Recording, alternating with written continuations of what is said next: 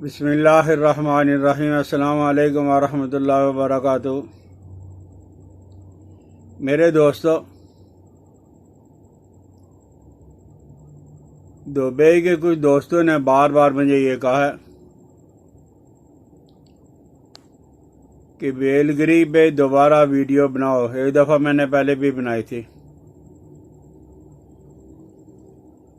कि जो बेई होती है, जिसको अरबी और फ़ारसी में सफ़र जल कहा जाता है, जिसको नबी करीम सल्लल्लाहु अलैहि वसल्लम ने बहुत ज़्यादा पसंद किया है,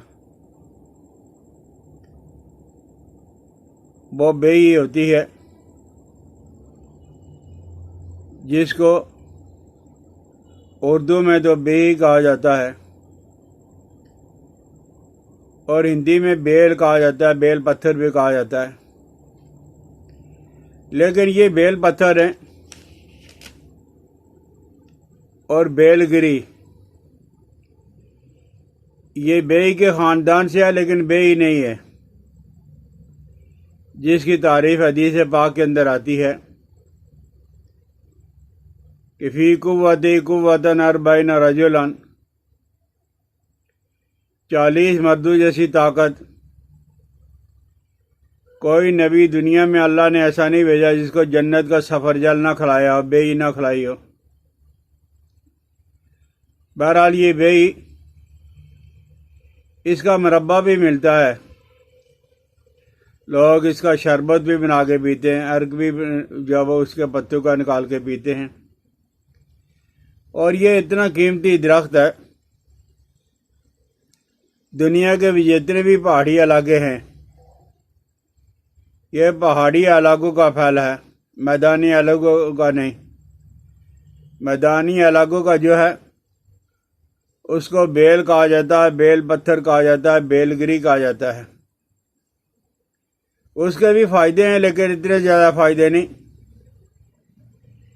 और इसे आम तौर पे लोग नहीं जानते। पाकिस्तान के जो पहाड़ी इलाके हैं, आज़ाद कश्मीर है, मैरी है और कागान है,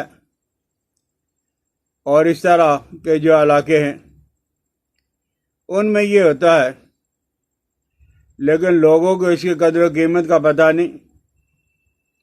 अब लोगों ने इसे जो वो काट के जलाया है, काट काट के फेंकते रहते हैं। लोगों को इसकी हिफाजत का बिल्कुल पता नहीं है। अब ये बेचारा दरख्त, इसके जो वो पौधे, इसके जो वो दरख्त जो है वो बहुत नापैद हो गए हैं, बहुत कम हो गए हैं। बहरहाल ये मिलता तो है, इसका जब वो मुरब्बा भी मिलता है। बेई का मुरब्बा अलग मिलता है और बेलगिरी का मुरब्बा अलग मिलता है। बहरहाल अगर किसी को ये मैसर आ जाए तो ये दिल के लिए बहुत ज़्यादा ताकतवर है। हाफिज़ इब्न क़य्यम रहमतुल्लाह अलैह ने बेई के मुताल्लिक़ लिखा है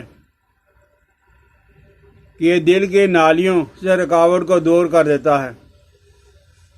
दिल के अंदर जब रुकावट आती है तो उसी से दौरा पड़ता है, और इनको यानी दिल की नालियों को जब वो वसी करता है, और दिल की वो कैफियत जिसमें दिल के अंदर पानी इकट्ठा होकर और दिल को वो मुतासर करता है, दिल को तकलीफ हो जाता है, उसके लिए बहुत ज़बरदस्त है। और ये जो मीठा है, ये गर्म मिजाज अशखास के लिए, गर्म तबीयत के आदमियों के लिए बहुत ज़बरदस्त है। इससे उन लोगों को बहुत ज़्यादा सुकून मिलता है, तफरीह मिलती है।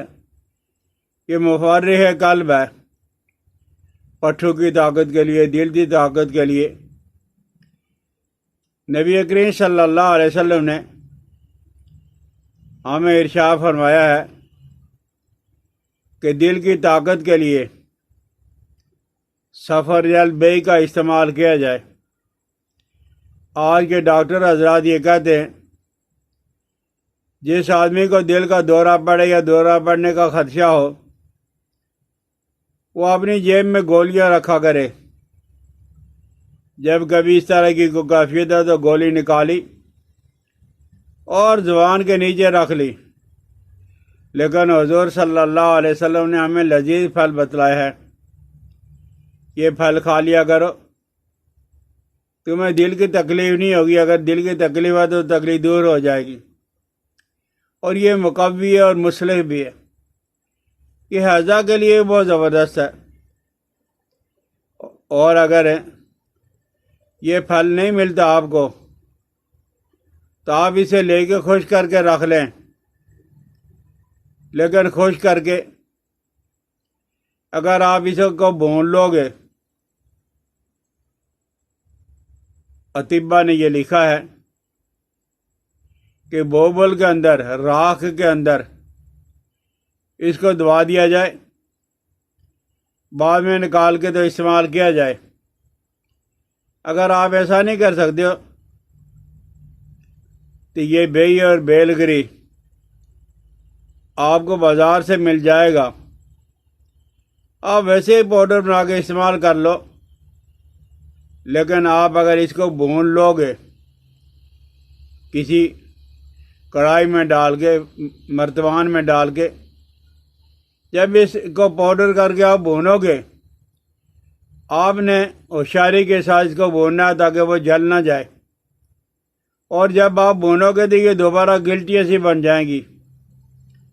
आप बारीक करके रख लो। दिल का मसला है या पेचिश है, इस हाल है, छोटी चम्मच आप पानी के साथ ले लो, थोड़ी देर के अंदर ही इंशाअल्लाह सुकून महसूस हो जाएगा।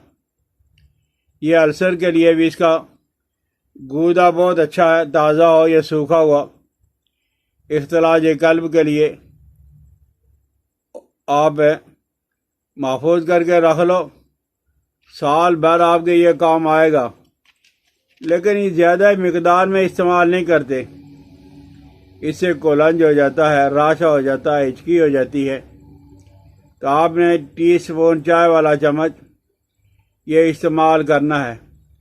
और ये जब वो मोतदिल होता है, यानी अव्वल दर्जा में ये मोतदिल है। बाद लोगों ने ये इसे को सर्द और खुश्क कहा है, लेकिन सर्द और खुश्क वो होगा जो तुर्श होगा, मीठा, उसके अंदर जो है वो मोतदिल होता है।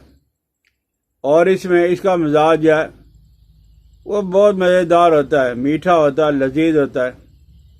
इससे ये मुफर्रिख भी है, तफरीह पहुँचाता है, और मुकव्वी दिल और मुकव्वी मैदा और मुकव्वी जिगर भी है। बेई को जब वो फल के तौर पे लोग इस्तेमाल करते रहते हैं, आप इसको हजम करने के लिए थोड़ी सी काली मिर्च या ज़ीरा आप लगा लिया करें, उससे हजम भी हो जाएगा।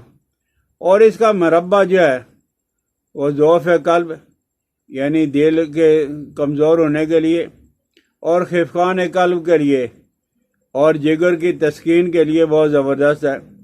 ये प्यास को भी बुझाता है, कह को तस्कीन देता है, तनाव भी इस्तेमाल किया जा सकता है। इसके साथ सौंफ और ज़ीरा और काली मिर्च ये भी इस्तेमाल की जा सकती है। तो बहरहाल ज़्यादा से ज़्यादा जो है वो 1 तोला इस्तेमाल करना चाहिए, इसको ज़्यादा इस्तेमाल नहीं करना चाहिए। तो ये सफ़र जल जो है जिसको बेही कहा जाता है पहाड़ी इलाकों का, वो है दिल की तक़वियत के लिए। और इसके ख़ानदान से ताल्लुक़ रखने वाला वो जो बेलगिरी है, बेल पत्थर है, बेल है, उसके भी बहुत ज़्यादा फ़ायदे हैं।